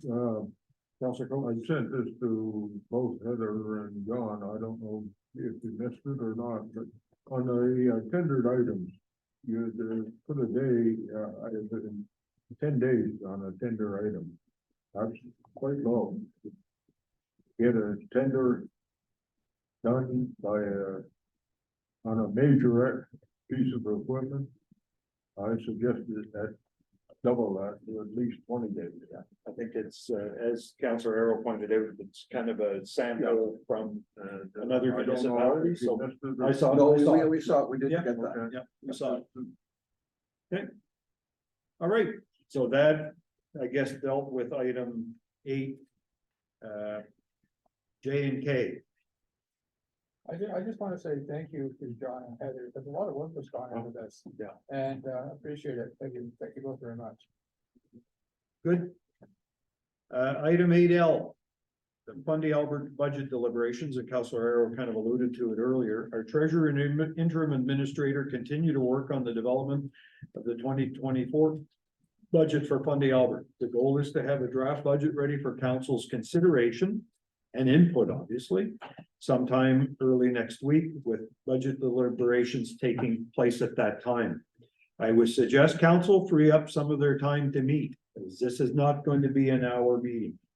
This could be an all afternoon, if not more hours than that. If we're gonna go through it line by line, we need to be able to spend the time to get it completed and then be able to come up with a final version. As an example, the town of Riverview, even though they're a much bigger budget, their deliberations took all day. So please set some time, and if we need to, we'll have to schedule it on a weekend. Can I just add to that? Yes. So when you said set some time, is there dates set? Not yet, Some of us have commitments I realize. outside of council, and so to tell us on Monday that you want us all day Tuesday, probably doesn't, That's not what I'm suggesting. okay, I'm suggesting, once we have a better time frame. Yep. Because our treasurer needs to be ready. right. If our treasurer's not ready, this isn't gonna apply. We need to get this done sooner than later because we're already behind. Is it not the deadline of November 15? For the Yeah. submission of the approved budget to the province? Typically, that is the case, but there are going to be some exceptions this year because of governance reform. There's some people that, some municipalities are still struggling. Some haven't even started. Some of the, we get that at our regional meetings, that there are people really struggling with the budgets this year. They're Well, we going as to, a they're going to council give haven't us, started. they're going to give us some flexibility. I know they will. Because, you know, I understand that, the treasurer and the CEO are working with a budget proposal for us that they'll present to us. That I get, and Yep. I'm looking forward to receiving that. But I think that there's a whole bunch of other questions or issues that are in our purview that we should be debating, beginning these debates now. I'll give you a few examples. You know, just like, I don't know how they're deriving what they believe are gonna be the costs for the people. The people meaning us as council and all of the administration, our staff. So there's, normally we would expect that there might be a cost of living increase. As we know, you know, Mary, you sent out a long time ago, month ago. We have a bylaw that for the first time ever, it's somehow setting our cost of living increase Or decrease. in law. Yeah. But you were, I think, wondering whether we needed to revisit this. These are the kinds of questions. It's not, it should be us as council who are providing the direction to the people creating the budget, when it comes time to cost of living increases, this is what council is thinking. Right. But I don't those think are- it's the other way Yeah, around. those conversations cannot happen until we get in front of the treasurer. And they're going to provide some scenarios. Here's zero cost of increase or cost of living increase. Here's 2%, 3%, 4%. That's the process, the deliberative process that we have to go through. There's no sense in us sitting here trying to come up with, and I say no sense. If you wanted to do that, that's fine, but how that's interpreted by them, when we meet and we go through line by line, will be an opportunity for us to Okay. say, no, we disagree with this. Right, okay, well, And if we have to go through a couple of iterations. let me give you two So other be it. examples though, Yeah. where I think that it's the issues are our issues, not the staff. Is the one other one is what's so-called the non-residential tax rate. Think of it as the commercial tax rate. So as we know, Mhm. in Fundy Albert, all of our businesses pay a premium on their tax rate at the highest level that's allowed under the law, 1.7 times. Yes, So a 70% premium is imposed on all of our businesses. How we have that is because the government of New Brunswick imposed that through our last budget. But that is totally at our control. yes, And we are allowed under the law to have the premium anywhere between 1.4 and 1.7. It used to be, remember, up until last year, it was 1.5, but there was no flexibility. Now there is flexibility. And that is not for someone else to tell us what we're at least aiming for. We should be driving that as the council, I believe. We haven't even had that discussion. I think we need to have that discussion. Are we prepared to go to our businesses in 2024 and say, we want you to continue to pay the maximum premium allowed under the law? the only thing I would say, Counselor Arrow, is I ask for your patience. Okay, For us to have that conversation. Recognizing that, using your example, if you decide that you want to use 1.6 instead of 1.7. In order to raise the amount of money, that could come on the back of residential rates. right, or we make or the we reduce the decision, budget. or we reduce the services and. So I would ask everyone to be patient. This is new for everyone, new for our treasurer, new for us. None of this is, and plus we have not only our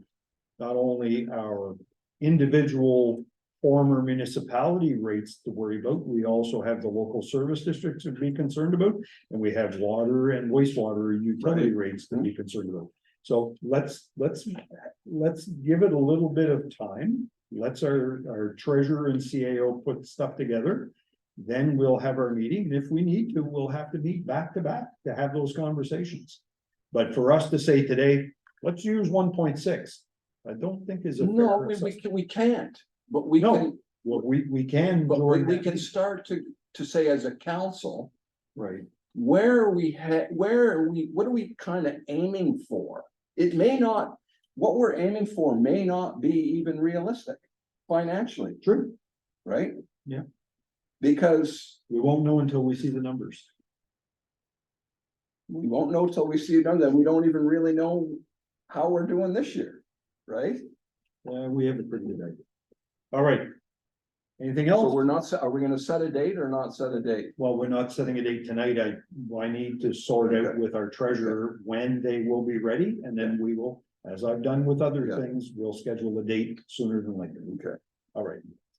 All right. So thank you very much. Bylaws, number 9, there are no bylaws to present this evening. Item number 10, mayor and councilor statements and inquiries. I guess I'll start with the other end of the table, Councilor Ward Russell, if you would, please. I will be quick tonight. attended the UMMB meetings, a number of weeks ago with Councilor Elderkin and the mayor. Also attended the Southeast Regional Service Commission meeting at Broadleaf a couple weekends ago as well. Both meetings were very informative and I appreciate the opportunity to do so. Plans are also to attend the provincial UMMB meetings the weekend of November 24th in Fredericton. I did have some conversations with DTI staff with regards to some trees that were leaning onto the road. Those trees actually have been cut and taken down, so I think thanks to DTI for fulfilling that obligation. And I guess I'll just end with, as we look at the schedule of our council meetings moving forward, I know that we have talked that we should, share the love kind of deal thing. We should maybe move ourselves into other communities as well. So I would invite council to maybe put some council meetings in Ward 5 and 6 in 2024. The only thing I would add is as long as there's internet. There has to be internet, otherwise we can't do what we're doing tonight. I mean, we can still do it. But there would not be a live stream or a recording of any kind. Could be audio, that would be it. Okay, thank you, Councillor Elderkin. Yeah, just a few things for me tonight. Installation of the two mini splits was completed at the Riverside Albert Fire Department. The Riverside Albert Fire Department is still pursuing the requirements in the process for an additional new fire truck. Just wanted to say thanks to Kim Beers for all the last minute work on putting together the additional banners for remembrance throughout Fundy Albert. They look great. Attended the Albert County Tourism Dinner, another great evening, good company, laughs, and it's always good to remind ourselves of the many businesses and in our area. And that new deck with the view at the Hopewell Cape Rocks, it's class action. It's something to be proud of. So it was a wonderful evening. As mentioned in a previous meeting, Everett Osmond, the fire chief at the Riverside Albert Fire Department, was on a 5-year contract that expires in December 2023. A copy of the motion from the previous Riverside Albert Village was requested, and within the motion, there was no identified process as to how it would be renewed. On November 1st, 2023, with the help of the Deputy Fire Chief Daniel Hara, I personally polled over 50% of the firefighters that showed their support for Everett to remain the fire chief for an additional 5 years.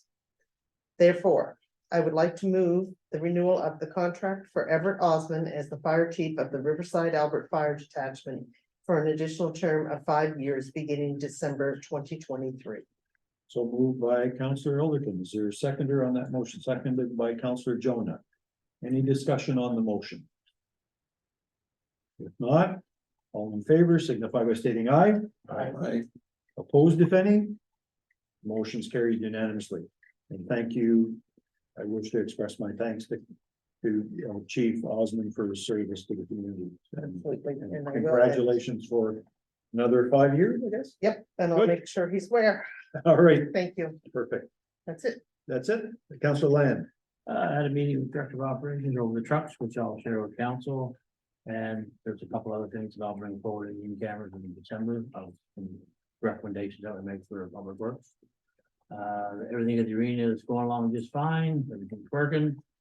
And hopefully it don't snow, because all we have for snow removal is 2 Bobcats and a tractor. Something like that.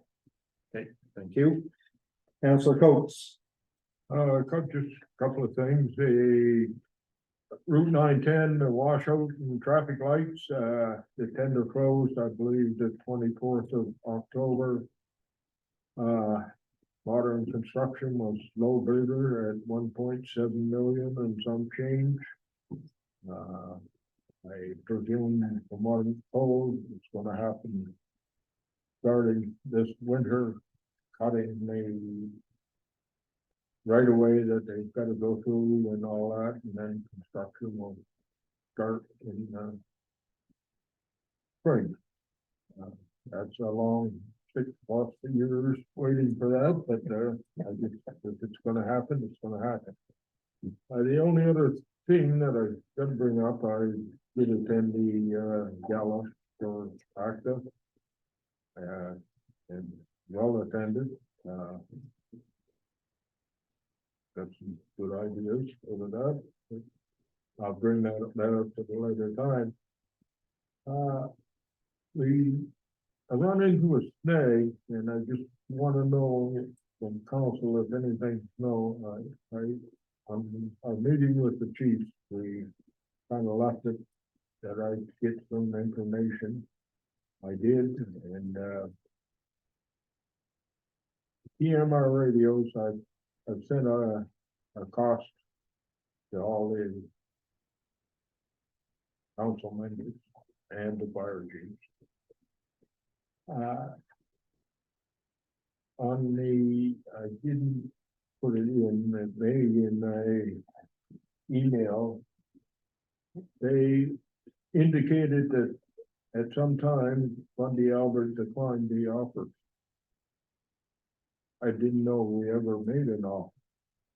Is anybody, am I late dreaming, or? I don't think it was ever brought to council. No, I'm not aware. No, I'm not aware of it either. I was on a Zoom meeting at my house. And I believe you were on it for a while, but then left. Okay. And the only other was Anna and David Rockwood, I think. So anyways, I asked some questions and I got to the answers. I've not heard names, but EMR radio dispatch for Kodiak has 25 departments in their region, okay? There's only, as of 28th of October, there's only 10 departments that have signed on. 9 are in negotiation. I think what I saw was the contract they wanted us to sign back in March. And so there must be some questioning the cost of it. 6 departments have declined. So not a very good look for the Kodiak dispatch, but I don't know what our other options open for us. I will find out. Okay. Thank you. That's it all I've got. All right, thank you, Councilor Coates. Councilor Jonah. The only thing I have is, it was brought to my attention at the fire hall last week that for the duck pond off of the golf club road, there's a little wharf. And it needs some attention. There's somebody actually fell through it. I passed the information along to our interim CAO. I'm not sure how it went any further than that. She said she passed information on it. But if it hasn't been done and it can't be done, we need to just tear that out there if somebody gets hurt. Agreed. Maybe Council Line, you could just ask Scott if that had talked to him. But it's definitely a safety problem. Is that owned by the municipality? It was installed by the municipality. Yeah. Number 8. It's land owned by the municipality. That's all I have. Great, thank you, Councilor Arrow. A couple of things there, the update on the repair in front of the fire hall, the culvert under the 114 in Alma, that's a big problem. There's been a lot of activity on that with landowners and our administration, the mayor and Englobe getting or trying to get the Wawa permit, the wetlands and water course alteration permit. That's now in the hands of the province and DFO, crossing our fingers. As soon as that permit would be issued, I think we can start.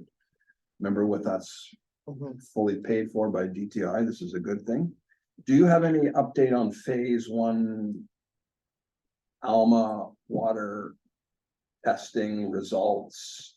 The latest. I actually reached out to Pierre Fleur today.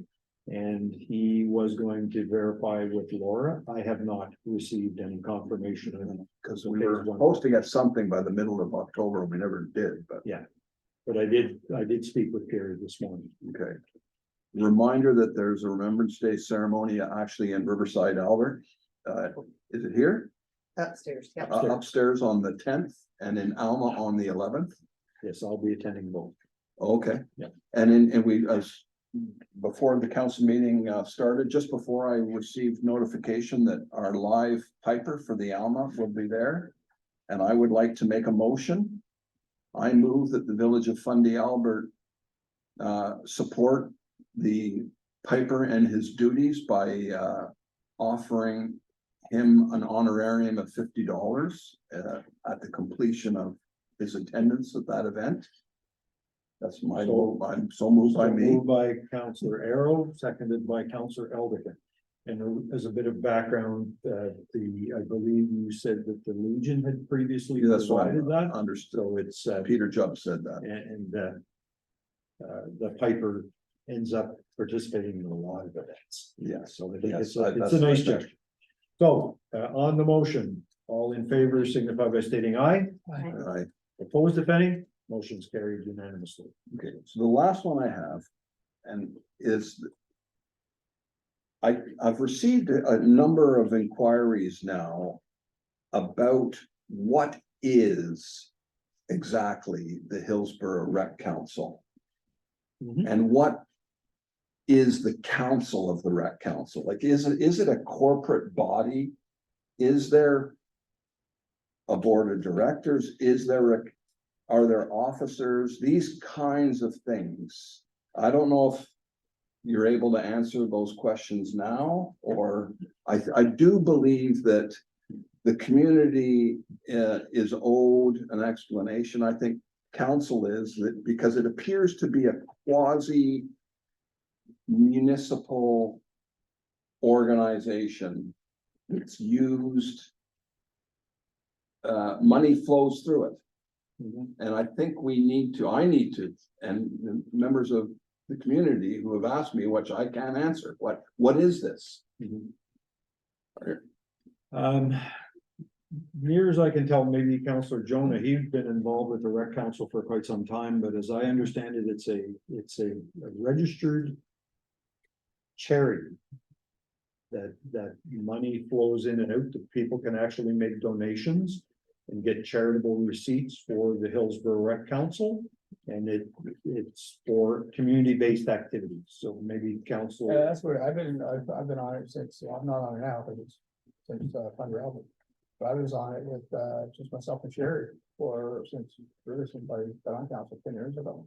And we used it to get funds for things like the pool personnel. That kind of stuff also. I mean, we get into fundraising that would help support something like Canada Day. We've had some barbecues that Council and I have done on like August for Republic Day that would pay for that as well. The nuts and bolts of it, John, I really don't know. It's been there since the art cuts down, and I don't know the nuts and bolts of it. But Sherry could answer. I'm pretty sure I told you the other day. Sherry could probably answer your questions for you. We'll give you the purpose on it. How it works. I might be wrong, but as a registered charity, they are required to submit Every financials year. to the Canada Revenue. And aren't they Agency supposed to have a every year. board of directors? That I don't know. I'm not that familiar with the mechanics of how the rec council works. But so is our interim CEO the most likely person to know? Probably. So, Hannah was on it for a couple of years with me as well. well, and I actually had some discussions with her about what it is, and she was not really clear what it is. I don't know, yeah. And so, it says, and I've seen it actually called maybe the Rec Council of Hillsborough or the Hillsborough Rec Council. So I don't even know what its official name is. But who or what is the council? Is it us? No, it's been around for ages. Forever. Yeah. We can, we'll ask and try to get some questions and some clarification on it. But as I said, as a registered charity, it is required to file returns with Right, but as you know, Mayor, one of the things that sparked interest in this is the famous picture of a recent photograph of you as the mayor. Yep. Receiving a grant in the name of Fundy Albert. Right? Yeah, that was an error on their part. Because it was an error on their part, so. Well, what ended the up- funding, the The granting, funding, the granting organization made an Oh. error. It should have been issued to the Hillsborough Rec Council. okay, So what they did is they issued it in the name of Fundy Albert. Those funds, and I verified this with the treasurer, were deposited to Fundy Albert's account and then immediately transferred over to the Rec Council bank account.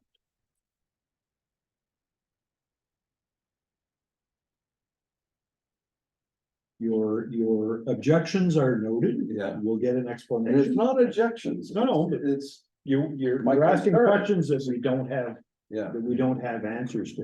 okay, so should I be addressing my questions to the CAO or, Put them in writing. That would be the Okay. best. all right, Put your questions in writing and then I'll Okay. send them to the interim administrator. I'll send them for through, response. Sure. CCing everybody. Yeah. I think we owe it upon ourselves as members of this council to figure out what links there are between this council and that council. Because there appear to be very tight links. It's the same thing. Yeah, I suspect that back in the day, they had an organized council. They called themselves the Hillsborough Rec Council, and they had a committee, and that committee just fizzled at that time, and it ended up being carried forward by the municipality. Okay, I suspect that's, I don't know it to be fact because I wasn't around years ago, so. no, but we saw at a recent meeting that we were gonna use the rec council to apply for funds for the community for fireworks. For Canada Day. Right, because in order to apply for fireworks, we cannot apply for two municipalities under the name of Fundy Albert. It has to be two separate groups. Because if we apply for I know, one, so, but if it's we like, apply for one, we're only entitled to one. or maybe but so who is this other group that's applying? It's under the name of the Hillsborough Rec Council. And who are they? I do know.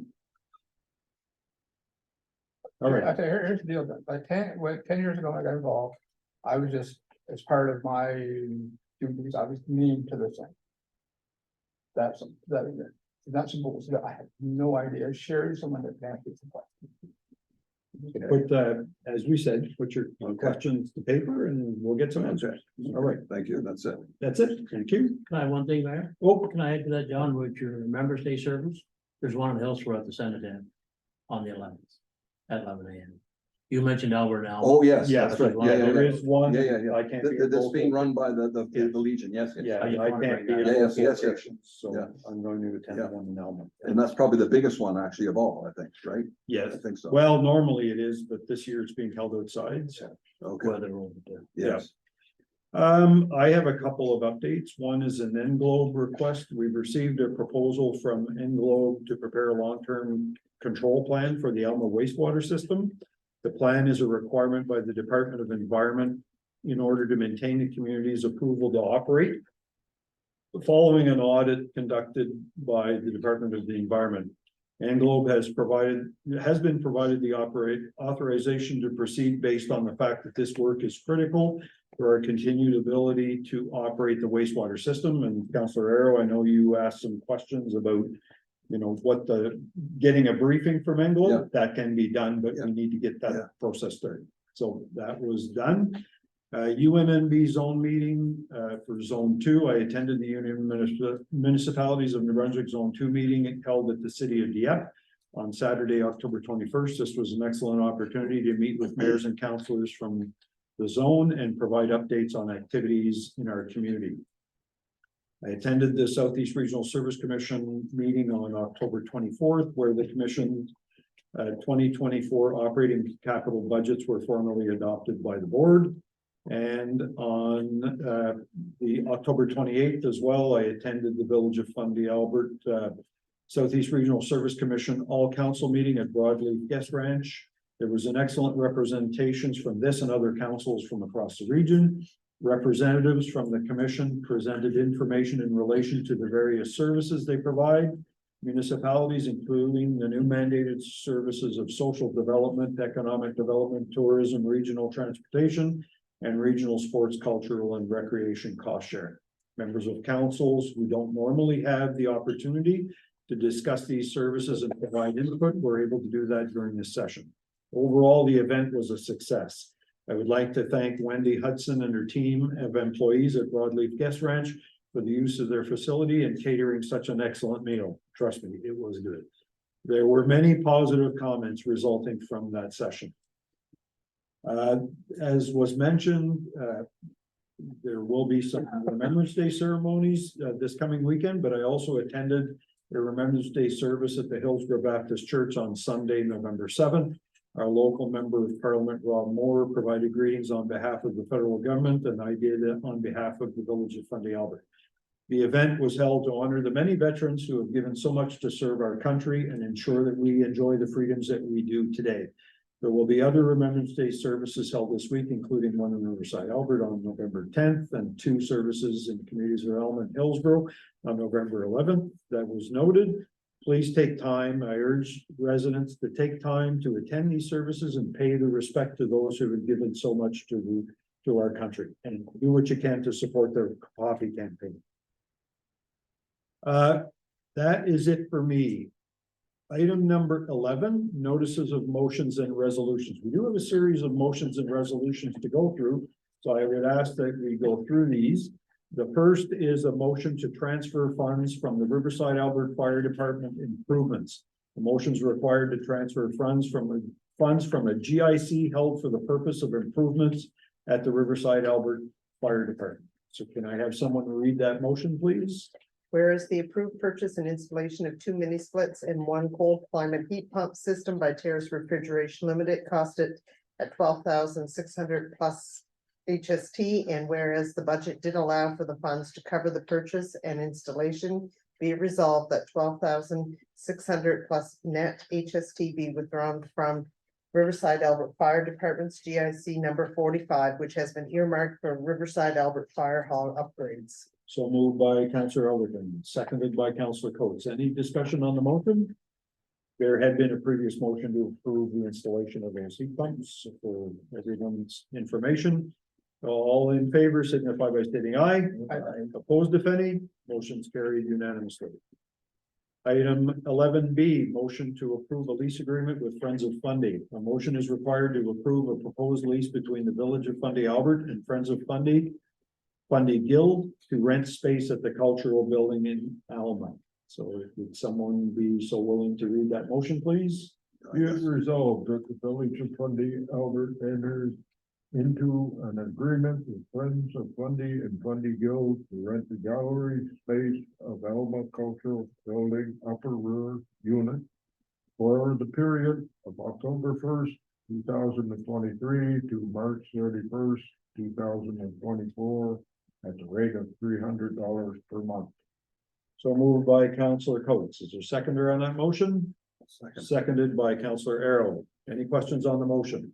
And so just to clarify, this is just for the rear of the building and it's only for several months that until such time as new monies and new rates are established in the springtime. And they get a significantly reduced rate during the winter months Yeah. when typically there's not much going on. So Is this something that happens every year, John? It's happened in the Yes. last several. And do we always charge them? We usually charge them more. Okay. Yeah. Okay. yeah, in the summertime, they rent space from the Village of Fundy Albert and it's significantly more than. This is just through the winter months. Okay. Right. Any other questions? If not, all in favor signify by stating aye. Aye. Opposed, if any, the motion is carried. The next motion is a motion to transfer funds for the Hillsborough Asset Management Plan. The motion is required to transfer funding from the Hillsborough General Reserve to Fundy Albert's Capital Fund to cover the municipality's share of the costs. If someone would be so kind to read that. Whereas the cost of complete Hillsborough Asset Management Plan Phase 2 is $62,500. And whereas the Federation of Canadian Municipalities has granted the Village of Fundy Albert with $50,000 towards Hillsborough Asset Management Plan Phase 2. And whereas 12,500 plus net HSD is not covered by the grant given by the Federation of Canadian Municipalities, be it resolved that 12,500 plus HSD be transferred from Hillsborough General Reserve to fund the Alberta Capital Fund to cover the remaining costs of Hillsborough Asset Management Plan Phase 2. So moved by Council Land. Is there a second on that motion? Seconded by Councillor Jonah. Any questions on the motion? Not, all in favor, signify by stating aye. Aye.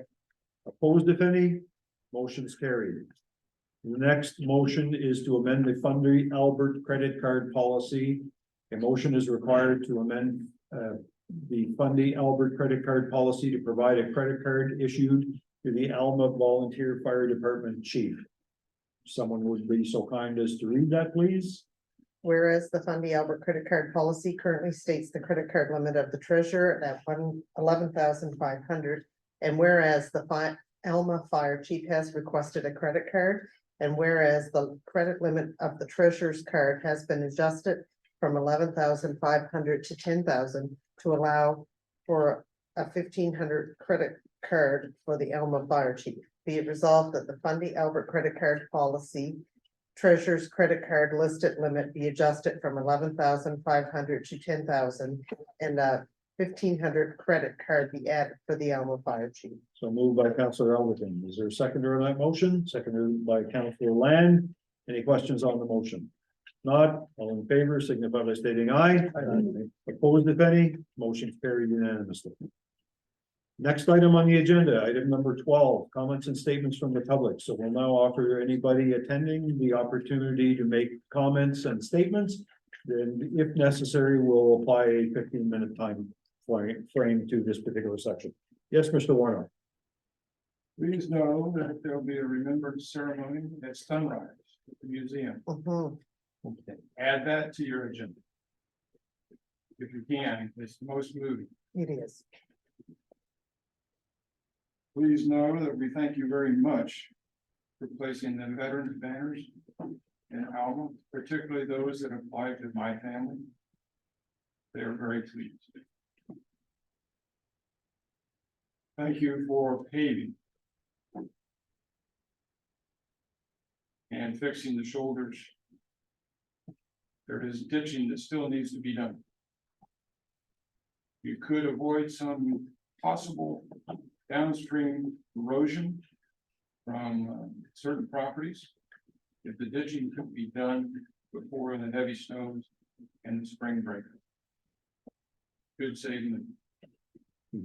That's all I have. All right, thank you very much, Mr. Warner. I know you and I have took a little trek one day to look at some of the concerns that you've had, so thank you very much for your comments. And you reminded me of that trek. Two other little points that I would add. There was some cutting of knotweed that was on the corner of Bayview and Chignecto, Upper Chignecto. Lo and behold, they don't know how it happened, but apparently some of it got down in the ditch on Kenny Kelly's property and took root. He's taking care of it. The delineator on Lower Chignecto Drive still covers the hole in your CMP. If you have a problem there in the spring, it could be because that didn't get repaired this fall. There's a lot of water that goes through there. The hole in that culvert he's referring to, right? Oh, yes, the one The that, CMP is corrugated metal pipe. It doesn't last long in this environment. HDPE clear barrel is the best. Because it sweeps out, it doesn't hold the debris. So I suggest that if you get a chance, take care of that because it could fail and break up. We had two fail at the corner of Bayview and Chignecto North, Chignecto Drive North, and at the Owl's Head Cottage. It was the second one failed there. Okay. That's it. thank you, sir. Anyone else? Is it this appropriate for me to say? And you can tell me, I received a letter summarizing the topics that you discussed on, Saturday. And I noticed at the end, talked about, camping and tax levies. And I just wanted to inform you that, we're putting together a report for you because this has been going on for 20 years. And some of the key points in that report will be that this area has said no more than once about having a levy because of the concern of it being spent elsewhere. But also, in that report, we'll talk to you about, the concern that camping and the New Brunswick, campground organization had met with the federal government, provincial government, and with IMB and people in the camping association, about, the province making the decision. And this was, I'm gonna be looking for that now, IMB would have the records, making decisions that campgrounds would not have to pay a levy. The reason being that campgrounds are in competition with provincial campgrounds and federal campgrounds, and those campgrounds do not pay levies. So it'd be unfair competition. So that'll be part of the report, but I'll be getting that information to you and presenting it. I think the next meeting I have time, it's 5 days, I said, that I have to give you a, 7 days. 7, okay. If you want to do a presentation, a formal Yes. 5-minute Yeah, presentation, more yeah, detail. And I'll have a written report for you all, right. okay?